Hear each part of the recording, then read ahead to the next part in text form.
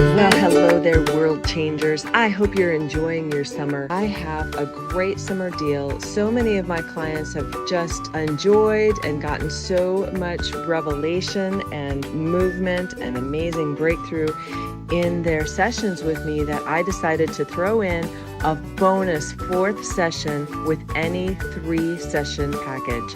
So that includes activations, lie busting, business coaching, whatever you need to pull down from heaven, let's do it together. So just go to spiritcenteredbusiness.com and go to either the coaching or the lie busting or the healing and get your 3-session package, and I will throw in the 4th session for you. All right, enjoy the rest of your summer. See you again. Welcome to the Spirit-Centered Business Podcast, where we blend the spiritual with the practical for supernatural results. Now, here is your host, Bralynn Newby. Hello there. Welcome to Spirit-Centered Business. I have a fun guest for us today. His name is Mark Scherer from Encompass Life, and he does some cool quantum stuff that you guys are going to love to hear about. So welcome to the show, Mark. Thank you, Bralynn. Glad to be here. Awesome. So first of all, let's hear about your story and how you're weaving your spirituality into what you do and getting out of the, you said Catholic box. I usually say Christian box, but you specifically said Catholic. So let's hear that story first, and then we'll go into exactly what you're doing. Cool. Yeah, I was raised Catholic. I went to a Catholic school. My parents were, I guess if I was to describe their religion, it would be something like maybe like Pentecostal Catholic. Okay. So it was like over the top restrictive. Oh. And a lot of rules, a lot of like things that just didn't make a lot of sense to me. And I knew it from a very early age. When I was in Catholic school, we had a class called guidance, and it was like a religious class.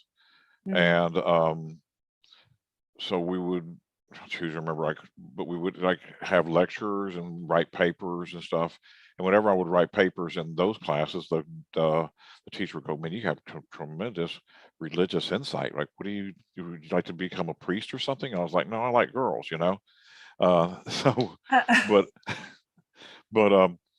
and I remember they would ask me, they would be talking about stuff, and I'd ask them a question. You go, "You can't ask that question." I go, "Why can't I ask that question?" "You can't ask that question either." "Well, why can't I?" You just got to believe what we tell you. Believe, you got to have faith, and that didn't make any sense to me at all. So I had a lot of questions and nobody would answer, and rather than answering, they would just cover it up and get defensive. So I kind of rebelled from all that, and kind of went off on a wild tangent, rebelling against my parents, rebelling against what I was taught God was. And that didn't make, it was like God was like a neurotic Santa Claus. Yeah. I mean, you're gonna get coal for Christmas. But instead of getting coal, you go where they make the coal. Oh, yeah. So it was weird. Like that didn't resonate to me with how God was. But I didn't have any other frame of reference.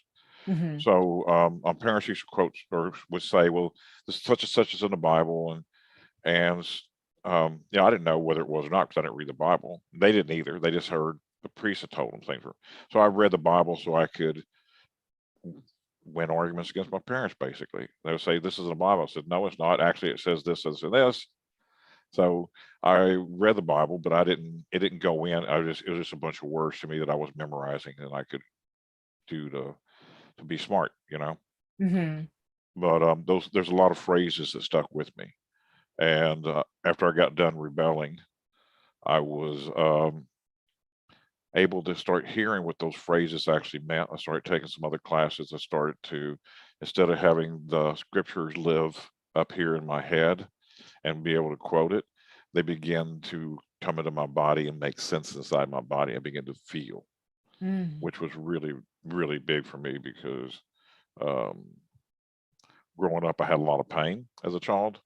So I learned to shut off my feelings. Physical pain or emotional or both? Yep, both. Yeah. I had a speech impediment growing up.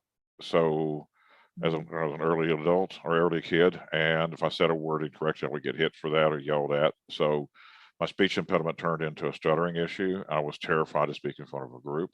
I Oh, mean, like sweat through a shirt kind of a deal. wow. When I found this system about 15 years ago, I went from a stutterer to clear speech in under 5 minutes. So Wow. that's really, I was really impressed with all that. Mhm. And then, my dad was a big into corporal punishment. And I remember I was probably, I choose to remember, like maybe 11, 12 years, 11, 10, 11 years, 10, 11, 12 years old. I remember I was getting a spanking for something. And I just remember going, I'm not going to give you the satisfaction of crying anymore. And I just turned my body to stone, basically.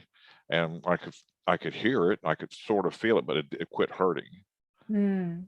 And so that's how I just armored up. And I armored up so much I didn't like it let anybody in. I didn't even know how to hug for decades. Wow. It was, yeah, it was weird. Mm. Um, so all that pain I had, for the first 50 years of my life happened to me. And I was pissed at God and pissed at my parents and pissed at my dad. I was pissed, you know. And when I found this system and I started to wake up about how life really works, I began to see the beauty in everything. And Mhm. I began to realize that, oh my gosh, what I went through as a kid, what I thought was my weakness was actually inherently my greatest strength in it and what I'm actually here to do. So I couldn't speak in front of a group of people. And Mhm. by the way, I couldn't say the word love, and I definitely didn't like saying the word God. Mm. So now I'm 64 and I've been doing this for about 15 years. And now I get in front of groups of people and I have them wake up to the power of love. And I speak about love and what love and have not just speak about it, but what people can actually have an experience with it. Mhm. And once they have experience with it, like all that pain from all the stuff just disappears. It gets transformed really quickly. Mhm. And I know that sounds like a big deal for people who've gone to therapy for years or something, but um, it works. It works so quickly. The power of love is an amazing thing, and the person has to have experience with it. And once they do, it's a visceral experience. And when they do, everything in their life changes instantaneously. That's so good. So good. So so now, I mean, you've mentioned the system a couple times, and we're going to get there. We Mhm. promise, audience, we're going to get there. This is going to be awesome. You're going to love it. But I want to know a little bit more about how your faith informed the finding or the developing of the system that you're talking about. What do you mean? My faith? Your Uh, how did your faith in God kind of well, I drive you? rebelled so much, so I went to kind of a dark, dark place. I did drugs, did alcohol, and started drinking at age 13. Probably drank for 37 Oh years. my gosh. Oh my gosh. Wow. I Yep, didn't. Mm. yep. And I mean, not like every day, or but or I go out and have a drink, or not go out and have a drink, or go out and have 30 drinks. I mean, that type of stuff. Remember I told you I had kind of numbed out. So for me to really feel the effects of alcohol, it was somewhere around 6 drinks an hour to feel the effects of it. Wow. So anyway, but my faith, remember I told you I've read scripture. So there was things like these things and greater things you should do. Mhm. Life and death exists in the power of the tongue. By your words, you're justified. By your words, you're condemned. I mean, there was different Bible phrases that were stuck in my noggin.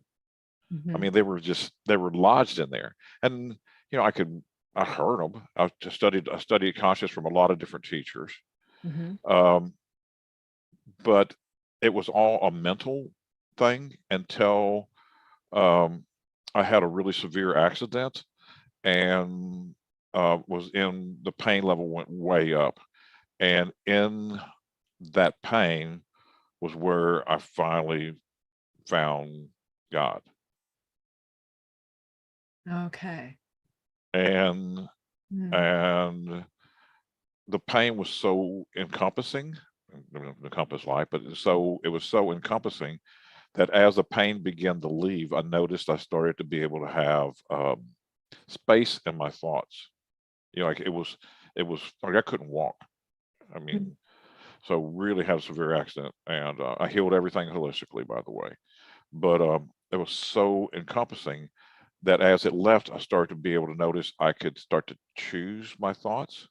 And I also noticed I could, and this may sound weird, but I could shake somebody's hand and all of a sudden get a movie of what happened in their childhood. And Wow. my intuition just started to skyrocket as the pain began to subside. I started become way more aware.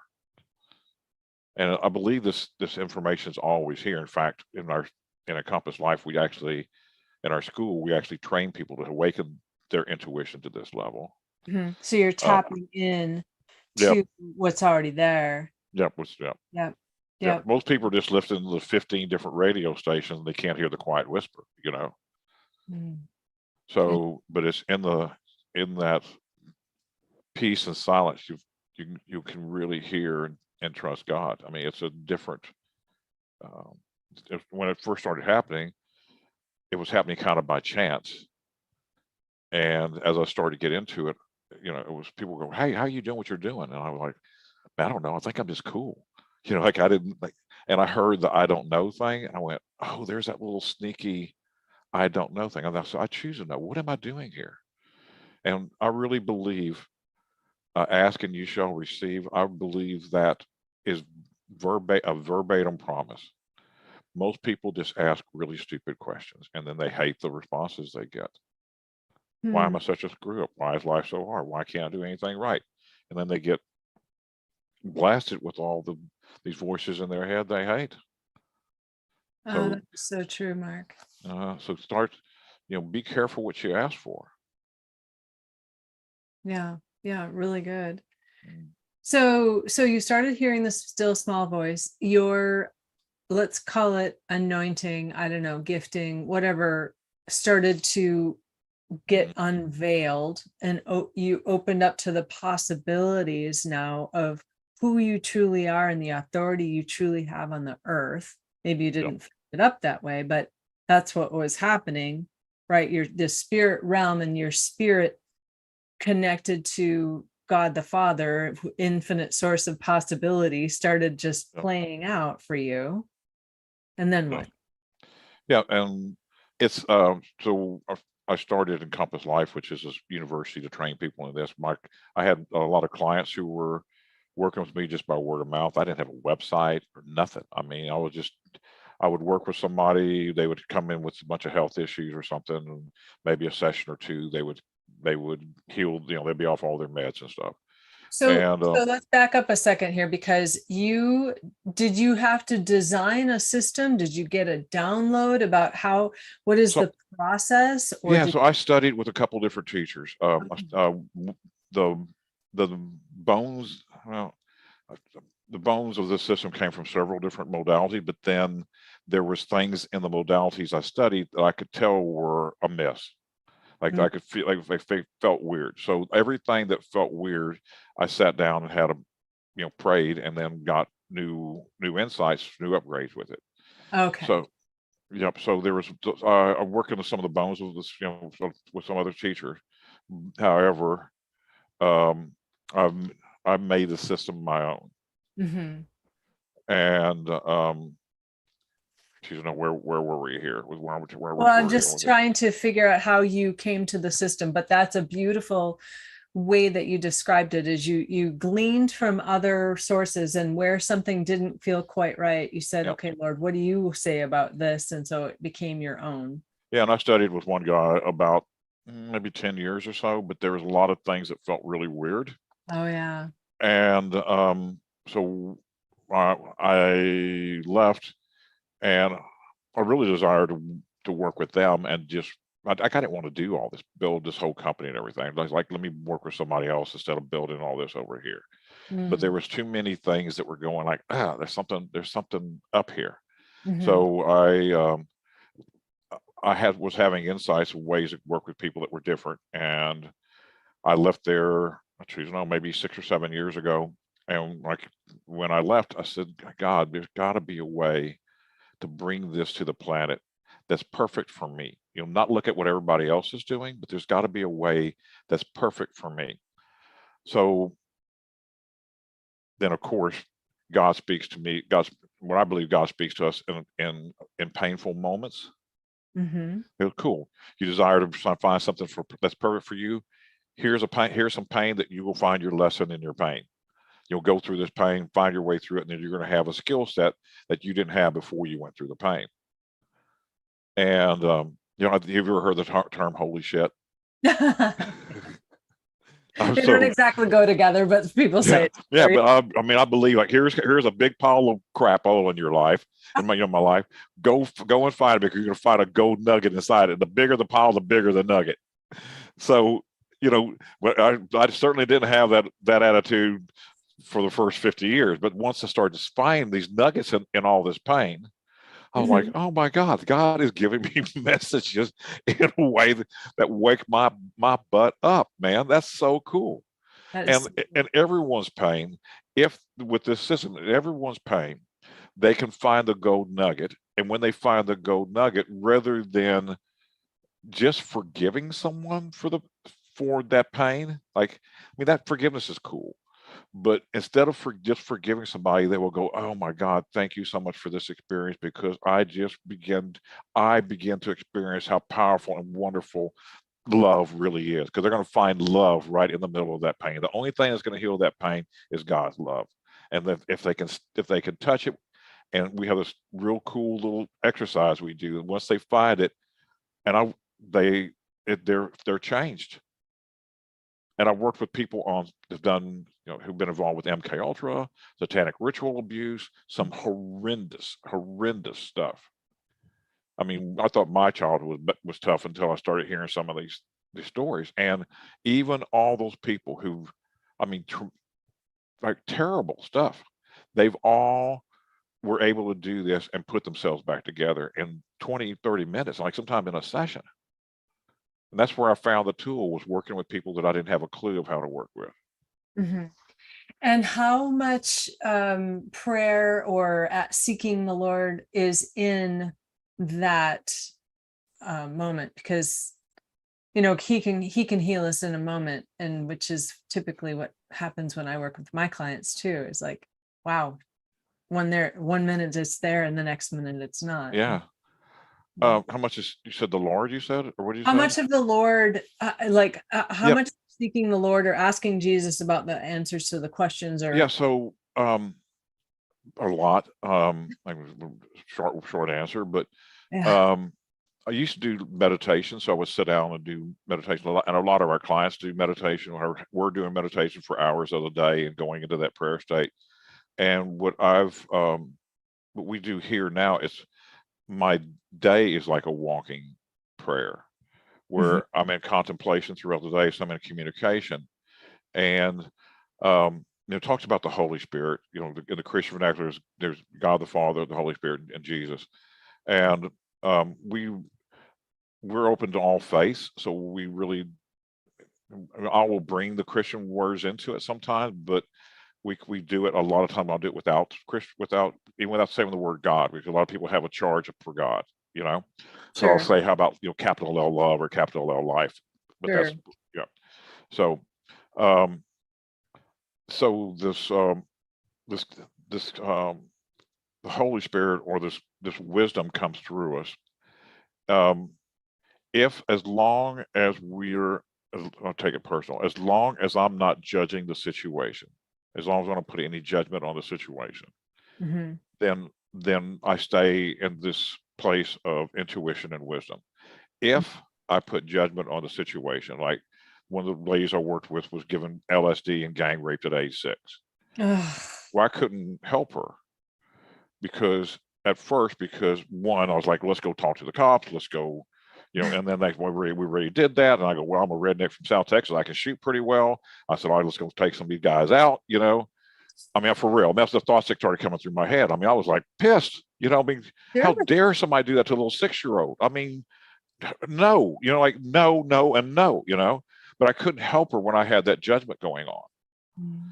So I have to like let the judgment go and then start asking her and just take a breath and just having questions start coming through me. And that's where this process came to, where I got those tools to be able to, where that person actually thanked the people for her experience, because she found how big and powerful her love really was, because her love healed that little girl inside herself in 20 minutes. Mm-hmm. Yeah. So, So good. so it's a systemized contemplation where the Holy Spirit or intuition or wisdom is just present throughout your daily life. It's very different than the way I used to do it and have it happen by chance. So, that making Right. sense? Yeah. Well, I just want to point this out to the audience, because a lot of you guys are business owners. And did you hear how Mark took what he learned from the world and then made it his own and applied it to himself, and then was helping others? I mean, that's like an awesome model for creating a business model, especially if you're a coach, which a lot of my clients and audience are. To not just mimic someone else, but really search your own destiny scroll and what have you been through in the past. And I just want you guys to make sure that you hear that lesson that Mark is saying, like the stuff that pile of crap that he had in the past became his, where he could find that gold nugget and bring that into the future. And now he's changing other people's lives. So I just, and ask God, like, what's my perfect mission? What's right. perfect? What's perfect for me? And you'll get the answer very quickly. It may not come in a way you like, but that means you're here for something really, really special. If it comes in a way that's producing pain in your life, that's a very special message. When somebody has a lot of pain, they have chosen the fast track for spiritual development. That's a good way to look at it. Mm-hmm. Not that God puts you in pain on purpose, but he uses the things that happen to you. Some things are allowed because he knows that you're going to be better on the other side. Yeah, the pain. What I refer it to is, there was master sword makers. That's like the samurai sword. They took swords and they folded the steel, and they folded the steel, and they folded the steel, and they folded the steel. Tempered it, folded it, folded it. And what they found was the master sword makers, when they took their look at the steel underneath an electron microscope, the molecules in the master swords were formed on a grid pattern. They began to organize themselves to where they formed in a grid, and the molecules that were the swords that were this grid pattern, they could cut through a sort of disarray molecules. Mm-hmm. So as you begin to temper yourself and fold yourself, go through the pain, go through the fire, you're getting a sharper and sharper and sharper edge, and this edge is where truth exists. Oh, It is the edge of truth, and it will be able to cut through this matrix of lies. mm-hmm. Wow, that is so good. So were there any other well, first of all, where did you go? You said you started your company about 6 years ago after having worked with one of the other people in this field. Was there any other corporate kind of experience that led you to decide, I need to either get out of corporate, or I want to create my own corporate, or yeah, I have worked with numerous corporations. I've worked with them. So worked with Whole Foods. Whole Foods were sending me their like mid-level managers they couldn't turn. They were going to fire them. Who'd gone through the HR department, but to fire somebody, $60,000, $70,000, $80,000 to fire somebody and train a replacement. So they would get maybe 3 to 5 sessions with me, and I had 100% success ratio in turning their people that they couldn't turn. Which I said, give me people you can't work with. I'll work with them. So I was doing that for a while, and also worked with a national credit union. And it was interesting because I was starting working with the National Credit Union, and they were desiring me to go work with all their credit unions throughout the U.S. And I said, no. I just started my company, and I was putting the university in place. And I was training at the university. And I could have wanted out and done like a one-off person to do this. I said, no, I'm going to train get my university up and running, and I'll be back. So that's what that was about probably 4 years ago. And I'm so glad, because COVID hit right, right. Yeah. So that would have been a fiasco. They would have shut all that down. In fact, they did shut all that down. So yeah, so I'm just going with what I get told to do, and creating a system where instead of it just being me, there's 20, 30, 40 coaches who are doing the same system and bringing it out to the planet. Yeah, multiplication. Love Yep. that. That's a great Elevate and delegate. Oh, I love it. Awesome. Okay. Any other points of your journey that you feel are really important to, like, share who you are? Yeah. Let's have a little conversation about love. Okay. I thought I knew what love was. Thought I knew. Boy, oh boy, was that back asswards, pardon me, but that way backwards. And what I thought was love was shopping lists and tit for tat. And what I mean by that is, well, they didn't do this, so I'm not going to do that. Well, I have a check box, I have a box of checks right here. I like this, here's I like this, I don't like this, here's I like this, I don't like this, here I like this. And I had a whole list of things. And I would weigh the things I liked to the things I didn't like. Well, that's not love. So and here I am doing all these classes, but my experience of love growing up was pretty dysfunctional. And so I'm dating somebody who's really different than anybody I dated before, the most sane woman I've met. And I'm still running even though I'm doing all this stuff, I'm still running the tit for tat and the shopping list love on them. And it was painful for her, it was painful for me. And so one day she was like, this isn't working. And her way of handling things was holding it in. And I was sitting there going, I can't believe she's holding it in. How could she be holding all this stuff in? And I was making that like she wasn't the perfect person for me because she was holding everything in. And one day she let me have it. I mean, she told me like this, blah, blah, like this about you and this about you, and I went, oh my God, this is the best day of my life. We're finally communicating. Thank you so much. And she goes, yeah, right, whatever. And I'm out of here. And I went, no, please, let's stay. Let's get it worked out. She goes, nope, I'm out of here. And I went, oh, I got a little pissy about that. And when she was leaving, I said, you know what? I said, no matter what, I said, I really, really, really love you. And I said those words with no expectations and no anything and nothing besides, I really, really love you. And as soon as I said it and really felt it, everything that was pissing me off turned into endearing in an instant. And I just went, what the heck just happened here? That was and then I realized, I would tell somebody I loved them, and if they tell me they love me back, I would make them wrong. I just told you I love you. Of course, you tell me you love me back. That wasn't love. That was that tit for tat thing. And all of a sudden I woke up and I went, oh my God. When I tell somebody I love them, it's not for them whether they receive it or not. It has nothing to do with anything. Whenever I tell somebody I love them, I'm the one that's experiencing love. I'm the one that's feeling love. Whether they receive it or not, that's entirely up to them. And it changed everything in my relationship to love. And I just went, oh my God. I bawling, Wow. It still is.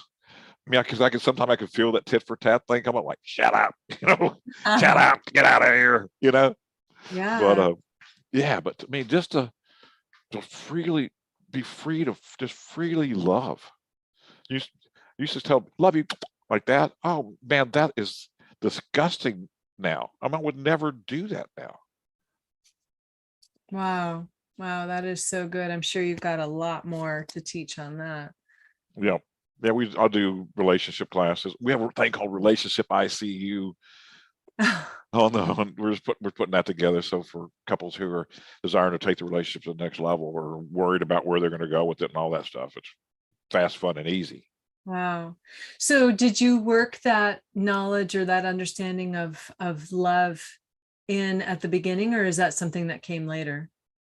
This was something that came in the last several years of my life. So probably in the last 3 or 4 years is when that distinction came in. Oh, Yeah, wow. yeah. Um, and God, I'm glad it did. I mean, what Yeah. a shift. I mean, so much happier. Yeah. And and the person is too, and we get along great. And she's one of we work together. She's a top coach, and we're doing the company together. And I mean, even when we weren't dating, our it was so beautiful because our commitment for for what we're doing here in the company maintained. We're still doing classes together, still traveling together, and I was like, man, this is amazing to have somebody who's matching that commitment with me. I mean, matching it and leading with it. So it was really, really beautiful. Wow. Yeah, that is so good. So there's still a missing piece for me. What did you go to college for? Engineering. Okay, so it's totally different. I know much. Did you ever work in engineering? No, I did work for a chemical plant for a number of years, and I was co-oping and working at a chemical plant, and I was like, what am I doing here? Because like no, it wasn't what I chose to do in my life, and it was what my parents chose me to do. So we'll pay for your tuition, but you got to become a chemical engineer. I mean, no, I have a little different person. You can tell I'm a little different personality than an engineer. Yeah, yeah, exactly. I worked with a lot of engineers. They're not exactly the love-based No, feelings kind of people. Oh my gosh. So was it that accident then that shifted you, or what was the shift? yeah, the accident really got my attention. And I was, even though I've been studying conscious for the last 35 years, it was like everything I was doing was more mental, and I was having some breakthroughs and producing some results for my businesses. Mhm. But I still had a lot of anger and resentment inside me. I had a lot of health issues. I Mm, think I mentioned to you when we spoke last time, I wore glasses for 37 years. I took allergy medicine for 30 plus years. I had conditions the doctors couldn't heal. I had ruptured disc in my back, frozen shoulders, taking pills to sleep at night, drugs and alcohol for a number of decades, and I had an accident, and then that I had an embezzlement in one of my companies that I lost like 95% of my wealth in 120 days. oh my So, gosh. so you know, it kind of, and I didn't like, who am I going to be without this company? Who am I going to be without the big house, or the boats, and the this, and like, like, and I hated what I was doing. I hated myself, and no matter what I had, it wasn't enough. I wasn't fulfilled. So you weren't working with the Lord very closely during No, that time. no, Yeah. I Yeah. was using consciousness to produce results, but Mm, I still wasn't happy. yeah. So did you work with some of the big names? Like I studied, like back in the day, I've done some Robin stuff, and Deepak Chopra and yeah, Wayne yeah, Dyer and and who's Jim Rohn and yeah, Dennis. oh, who's the other guy? Gary Zukov, and Yeah. uh, uh, who's it? The German guy. Can't remember. Uh, you know, Yeah. and I did some stuff with Martin Sage. I did stuff with Matt Landmark. I did stuff with Avatar. I did stuff with a lot of stuff. I did stuff with a guy by the name of one of Fernando Flores' proteges. Studied with one of his proteges. He wrote a book called Language and the Pursuit of Happiness. So Mm, I studied with him for a while.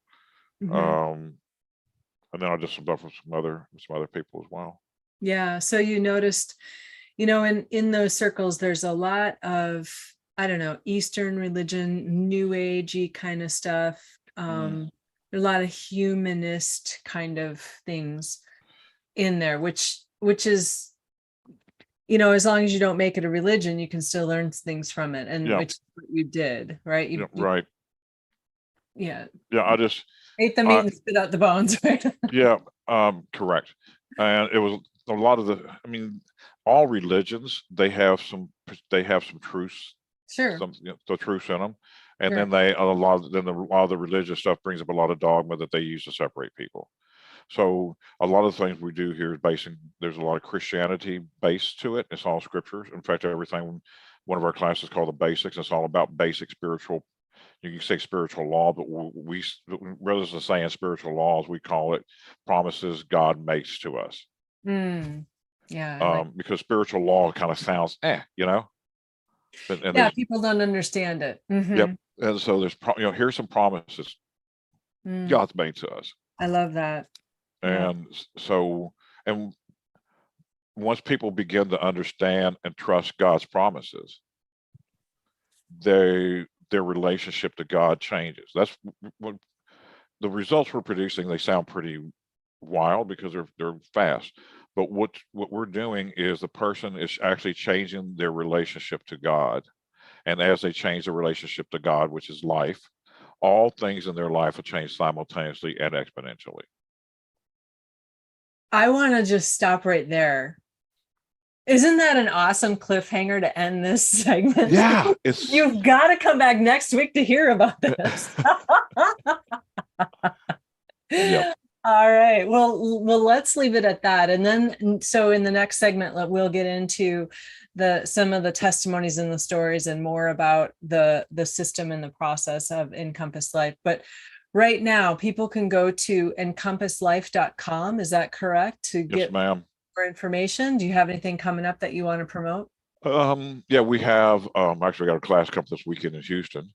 And then we're going to be in Ocala, Florida, August 18th through the 20th. We're going to be in Georgia for a class August 2nd through the 6th, the 4.5-day class. We have a number of online classes coming up. We have the basic spiritual promises, basic spiritual laws. Those are coming up on our website, and those are all online. And then we're going to be in Miami, September 24th through the 26th. Okay, so you mentioned you have something coming up. I'm just looking at the air dates of when this is going to air. And if you have something coming up at the beginning of August, is that what you said? Yes, ma'am.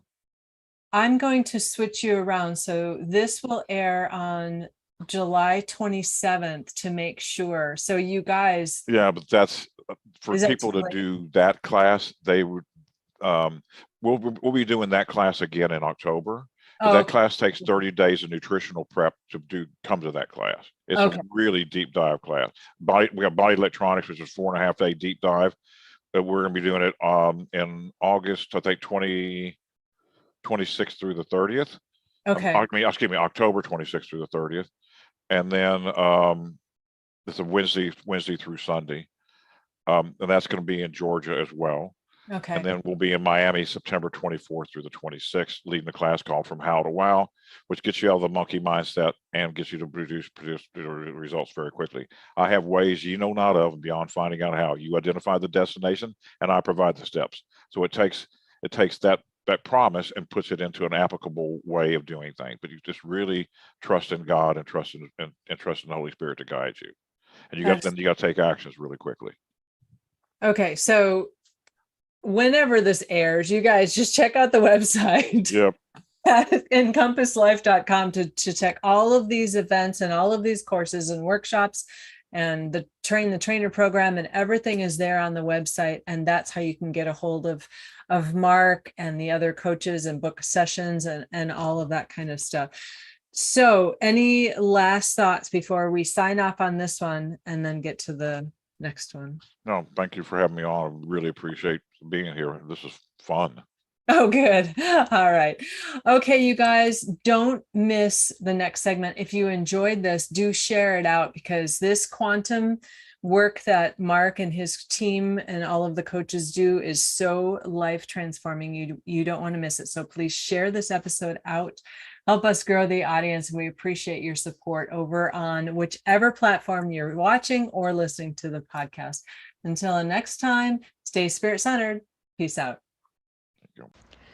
Hey there, SCB peeps. I want to give a huge shout out and deep appreciation and thanks to Candace Benton. She has become a super sponsor for the Spirit Centered Business Show.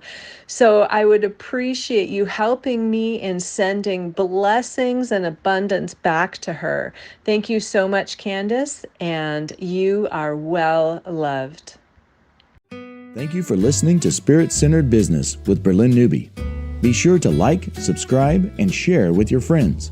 The next stage of doing business by being spirit-centered is coming together in collaboration, working with spiritual principles and knowing our destiny.